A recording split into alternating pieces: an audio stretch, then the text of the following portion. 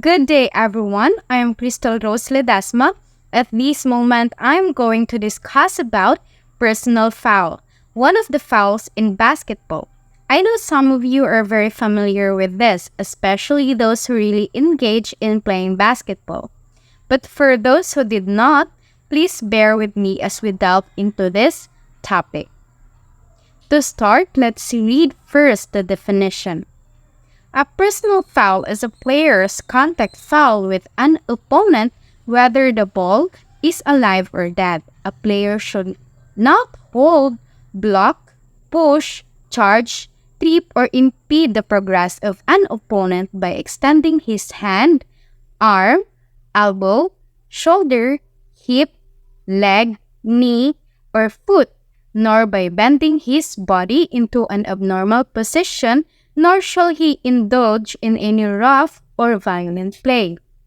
So in short, it is any violation nga na-commit sa player by blocking, holding, pushing, or grabbing an opponent. In defense, aron maka-avoid ang player in committing a foul, kinahanglan imong i-block imong kontra with your chest and stance. Ang defender pwede siya maka-move backwards or to the sides but cannot deliberately run at the opponent to make contact. So any contact sa kamot, siko, abaga, tuhod, or legs is mag-lead siya to defensive foul and a penalty. While in possession of the ball, player on attack can be sanctioned for charging if they try to push past the defender already in position. As a general rule, it is a player defending or attacking who approaches the opponent who is penalized for committing a foul. Additionally, kung ang player makakommit of 5 fouls, they're excluded from the game. Now, let's proceed to the penalty. A personal foul shall be charged against the offender. So, at this point, we will cover personal foul in 2 parts. The first part is when the foul is committed on a player who is not in the act of shooting, and the second part is when a foul is committed on a player in the act of shooting. If the foul is committed on a player who is not in the act of shooting, the game shall be resumed with a throw-in by the non-offending team at the pitch place nearest to the infraction. If the offending team is in a team foul penalty situation, then Art 41 or team fouls penalty will apply. So basically, when a foul is called and the player isn't in the process of shooting, the ball is turned over sa Pika's team. However, if the foul is committed on a player in the act of shooting, that player shall be awarded a number of free throws as follows. If the shot from the field goal area is successful, the goal shall count and 1 additional free throw awarded. If the shot from the 2-point field goal area is unsuccessful, 2 free throws will be awarded. If the shot from the 3-point field goal area is unsuccessful, 3 free throws will be awarded. And if the player is fouled as or just before the game clock signal sounds for the end of the period or as just before the 24 seconds device signal sounds while the ball is still in the player's hands and the field goal is successful, the goal shall not count and 2 or 3 free throws will be awarded. So there are 2 possible cases na if ang shot ma-missed, the players grounded 2 or 3 free throws depending sa value of the attempted shot. Pero if ang bola ma-shoot sa ring, the points are granted and the player has gained 1 free throw. So that's all for the personal foul. I hope you learned something. Stay with us as another reporter would explain the other types. At this juncture, let's explore what happens when double foul occur and how they impact the flow of the game. In basketball, a double foul is a situation in which 2 opponents commit personal fouls against each other at approximately the same time.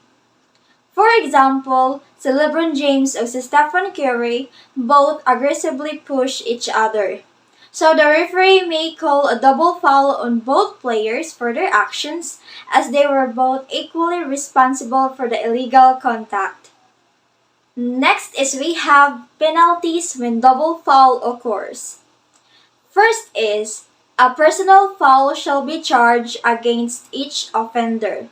No free throws shall be awarded.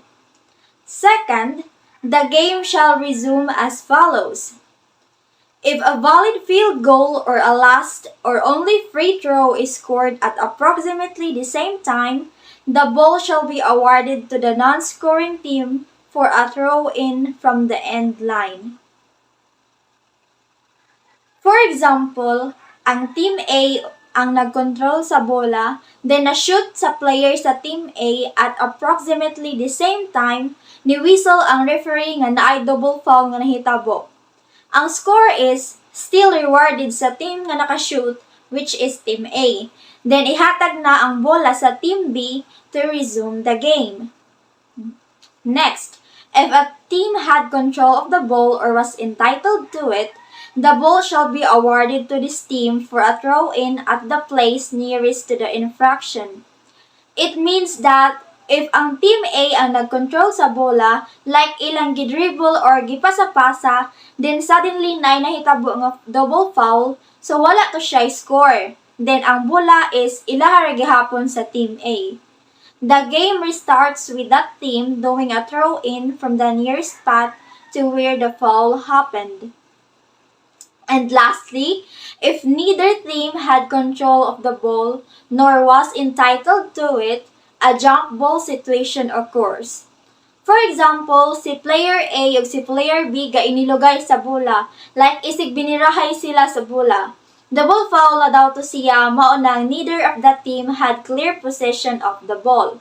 Dili man ma-determine sa referee kung asa niya ihatag ang bola kay both players naghawid man sa bola, mao nang mo-occur ang jump ball situation to restart the game, where two players, one from each team, try to gain possession of the ball.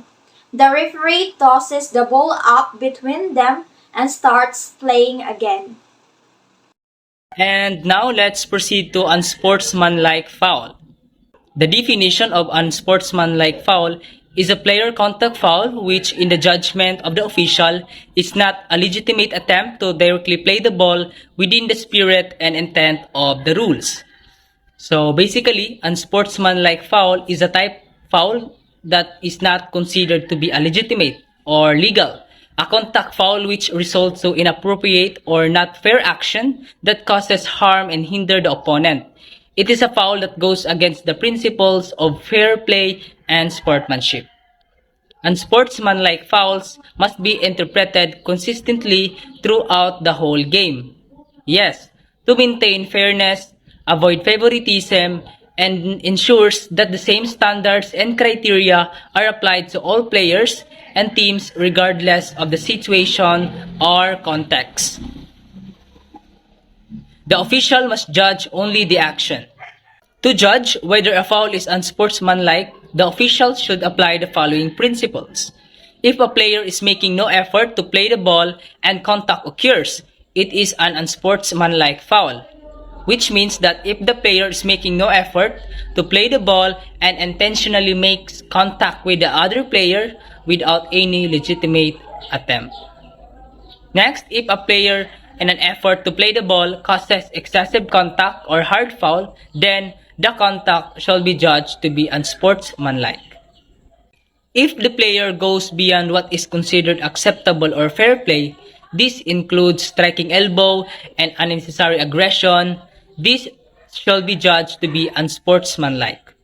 Next, if a player commits a foul while making legitimate effort to play the ball or normal play, it is not an unsportsmanlike foul. In a game, players will attempt to get the position of the ball and defend. This sometimes may result to a foul. If the player's action is legitimate or legal, then their actions is considered to be a legal foul and not an unsportsmanlike foul. Penalty. An unsportsmanlike foul shall be charged against the offender. Free throws shall be awarded to the player who was fouled, followed by a throw-in at the center line extended opposite the scorer's table, a jump ball to begin the first period. The number of free throws shall be as follows. If the foul is committed on a player not in the act of shooting, 2 free throws will be awarded. For example, gifoul ko sa akong opponent not in the act of shooting, I will be rewarded with 2 free throws. Next, if the foul is committed on a player in the act of shooting, the goal, if made, shall count. In addition, 1 free throw will be awarded. If I shoot the ball, tas gifoul and the goal, that goal is counted and I will be rewarded with 1 free throw. Next is if the foul is committed on a player in the act of shooting who fails to score, 2 or 3 free throws will be awarded. If ni-shoot ko tas gifoul pero wala ma-shots ang bola, I will be awarded with 2 free throws and if na ako sa 3-point line, I will be given a 3 free throws. So that's all for unsportsmanlike foul. Thank you. Good day, everyone. Now let's move forward to disqualifying foul. What is a disqualifying foul? A disqualifying foul is any flagrantly unsportsmanlike behavior by a player, coach, assistant coach, or team follower. An example of a disqualifying foul would be a player nganong strike intentionally sa player sa opposing team either sa ulo or liog with excessive force. This action goes beyond the boundaries of fair play and poses a serious threat to the safety of the opponent and is considered extremely unsportsmanlike. As a result, the player will be disqualified or ejected from the game. However, some consequences depends on the rules and regulations of the game. Kung ang player is charged with 2 unsportsmanlike foul, ma-disqualify siya sa game and ang player nga iyang na-foul will receive a free throw. A coach will be disqualified if nakakommit siya og 2 technical foul as a result of his unsportsmanlike behavior. There are numbers of free throws nga angay sundon, depende sa klase sa pag-foul. If naka-foul ang player sa isa ka player nga wa pa sa act of shooting or if ang foul is a technical foul, 2 free throws are rewarded. If the foul committed on the player on the act of shooting, the goal is made. The goal, if made, shall be counted and in addition, 1 free throw will be awarded. If the foul committed on a player on the act of shooting who fails to score, 2 or 3 free throws will be awarded. For example, si player A kay naa sa shooting zone and jumps to shoot the ball, and si player B from the opposing team attempted to stop player A. Instead to stop player A, nakakommit siya og foul, but then, na-shoot gihapon ang bola. Counted ang bola and naisa ka free throw si player A. Pero, if wa na shoot ni player A ang bola, he'll be rewarded with 2 free throw, depende kung asa siya nakaposisyon. If nakaposisyon siya sa 3-point zone, na siya 3 free throws, and if nakaposisyon siya sa 2-point zone, na siya 2 free throws. That would be all about disqualifying fouls. Thank you. Technical foul. The proper conduct of the game demands the full and loyal cooperation of the members of both teams, with the officials, table official, and commissioner. And this means in basketball, it is very important for everyone involved in the game, like players, coaches, and even fans, to work together with the referees and officials. And this teamwork helps make sure the game runs smoothly and fairly. Each team shall do its best to secure victory, but this must be done in the spirit of sportsmanship and fair play. Pasabot ani ang kanang both teams should try their best to win, but they need to do it in a fair and sportsmanlike way. This means playing by the rules and showing respect for the game and each other. The official may prevent technical fouls by warnings or even overlooking minor technical infractions of an administrative character which are obviously unintentional and have no direct effect upon the game, unless there is repetition of the same infraction after the warning. So, ang nasabtanda ni ang referees can sometimes let small rule breaking slide if it does not affect the game much. But if a player keeps breaking the rules, yeah, they'll get a warning or a penalty code against them. And next is, if a technical infraction is discovered after the ball is live, the game shall be stopped and a technical foul charged. The penalty shall be administered as if the technical foul had occurred at the time it was charged. Whatever occurred during the interval between the technical infraction and the game being stopped shall be valid. So, anhi apart, pasabot ani, if a rule is broken during the game but not noticed right away, once it's caught, kung once nga kini makitaan, the game stops and a penalty is given as if it happened when the rule was broken, and everything that happened in between still counts. Next, acts of violence may occur during the game, contrary to the spirit of sportsmanship and fair play. This should be stopped immediately by the officials and, if necessary, by public order enforcement officers. So, violence has no place in sports, right? We all know that. And if there's any violence during a game, referees and even security officers should step in right away to stop it. Whenever acts of violence occur between players, substitutes, coaches, assistant coaches, or team followers on the playing court or in its vicinity, the officials shall take the necessary action to stop them. So, if there's violence between players, coaches, or fans, the referees have to step in and take action to stop it from getting worse. Any of the above persons who are guilty of flagrant acts of aggression against opponents or officials shall be disqualified, and the official must report the incident to the organizing body of the competition. So, anhing apart, anyone who does something really bad like attacking someone on purpose will be kicked out of the game. And referees have to report this to the people in charge of the competition. Next, public order enforcement officers may enter the court only if requested to do so by the officials. However, should spectators enter the court with the obvious intention of committing acts of violence, the public order informers, ang mga security officers can only come onto the court if the referees ask them to if the referees ask them to. But if fans try to cause trouble, they can step in to keep things safe. And other areas like entrances and hallways are managed by the competition organizers and security. Next is physical actions by players, substitutes, coaches, assistant coaches, and team followers which could lead to damaging of game equipment must not be permitted by the officials.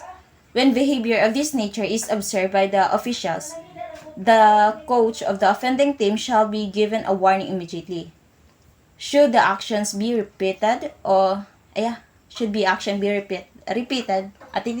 technical foul shall immediately be called on the individuals involved. So, and the decisions made by the official are final and cannot be contested or disregarded. Pasabot ani, ang players and coaches can't damage the equipment on purpose. So if they do, the coaches gets a warning, and if it happens again, a penalty is given. Referees' decisions are final and can't be argued. A technical foul in basketball is a non-contact foul committed by a player that is related to behavior rather than physical contact. Pasabot ani, ang technical foul sa basketball is a type of foul that is not related to physical contact between players. Instead, it is about behavioral issues that players, coaches, or even team followers might exhibit during a game. And these issues can include lot of forms, and there is a 10 forms of technical foul in basketball. Number 1 is disregarding warnings by official. It is one form of technical foul where a player fails to heed instructions or cautions given by the referees during the game. Second, disrespectfully touching officials, the commissioner, or team personnel. It is another type of technical foul that involves physical contact in a disrespectful manner towards those in authority or involved in the game. Third, disrespectfully communicating with officials or opponents. It is a violation where a player shows disrespect through words or actions towards referees, commissioners, table officials, or opposing players. Fourth, using offensive language or gestures is a behavior that can lead to a technical foul as it may offend or provoke spectators or individuals involved in the game. Fifth, baiting an opponent or obstructing vision. By waving hands near their eyes is considered a technical foul as it aims to distract or impede the opponent's performance. Six, delaying the game by deliberately touching the ball after it passes through the basket. 7. Delaying the game by preventing a throw-in from being taken promptly. 8. Falling down to draw a foul or exaggerating contact to deceive referees is a form of technical foul that disrupts the fairness of the game. 9th is hanging on the ring in a way that affects play or safety, unless immediately after a dunk, can result in a technical foul if deemed unnecessary or unsportsmanlike. The last one is goaltending or interfering during a free throws. By a defensive player results in a point for the offensive team and a technical foul penalty against the defensive player. The defensive player impacting the game's outcome. In conclusion, understanding and avoiding these behaviors that lead to a technical foul is very important for maintaining sportsmanship and fair play in basketball games. Players and coaches must adhere to the rules and regulations to ensure a smooth and disrespectful competition. Now, when it comes to the penalty for a technical foul, it is a bit different depending on who committed the foul. If a player commits a technical foul, it counts as one of the team's fouls and can lead to free throws for the opposing team. However, if a coach, assistant coach, or team follower commits a technical foul, it is charged against the coach and does not count as one of the team's fouls. In this case, the opposing team still gets two free throws, but the game does not stop for a jump ball or throw in. Another penalty for technical foul is following a technical foul. The opposing team is awarded two free throws and the game resumes with either a throw in at the center line extended or a jump ball at the center circle, depending on the situation. And last is a jump ball at the center circle to start the first period. Now, at this moment, let's gonna tackle about the fighting. So, unsa man ang fighting di ay? Daghan may klase sa fighting no, ay fighting sa mga igsuon, fighting tungod sa uyab, charot. Pero karon ang fighting ato ni siyang i-refer tungod sa pagduwa og basketball, kaya it's all about basketball man atong topic. So, fighting is a physical interaction between two or more opponents. That means fighting is panagbikil between individuals sa sports event. And not only players ra ang pasabot ani, but also those on the sidelines like substitutes, coaches, assistant coaches, and team followers can be involved. This article only applies to substitutes, coaches, assistant coaches, and team followers who leave the confines of the 10-bench area during a fight or during any situation which may lead to a fight. Now let's delve the rule. If those individuals leave their designated area, such as the bench, during a fight or potential fight, these rules will apply to them. First is substitutes or team followers who leave the team bench area during a fight or during any situation which may lead to a fight shall be disqualified. So it states that if ang substitutes or ang team followers minghawa from the bench during a fight or when a fight might happen, they will disqualified from the game. 2. Only the coach and or assistant coach is permitted to leave the team bench area during a fight or during any situation which may lead to a fight to assess the officials to maintain or to restore order, and in this situation, he shall not be disqualified. That means ang coaches or ang assistant coaches are allowed to leave the bench in that situations, but only if they are going to help the game officials to control the situation kay nagubot naman ang two opposing team kay naay gaaway. So if motabang ang coach o ang assistant coach sa mga committee or game officials o palinaw sa duwa, they won't be disqualified or penalized for doing so. Ikatulo, if a coach and or assistant coach leaves the team bench area and does not assess or attempt to assess the officials to maintain or restore order, he shall be disqualified. So, opposite ra pud ni siya sa rule number 2. If ang coach o ang assistant coach muhawa sa team bench area, ano wala ra sila ni try og tabang or assess sa mga game officials to control the situation para ma-maintain ang peaceful sa duwa kay siguro na pud sila hinanaing or kasapot nga nabati sa duwa, mao nang ma-disqualified sila. So, next is the penalty. Number 1 is irrespective of the number of coaches, substitutes or team followers disqualified for leaving the team bench area, a single technical foul shall be charged against the coach. This means that no matter how many people from the team are disqualified for leaving the bench, the team's coach will receive one technical foul as a penalty. Number 2, if members of both teams are disqualified under this article, or there are no other foul penalties, the game shall be resumed as follows. So, ang members from both teams are disqualified and there are no other penalties to consider.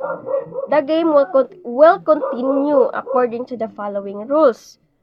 Una, if a valid field goal is scored at approximately the same time, the ball shall be awarded to the non-scoring team for a throw-in from the end line.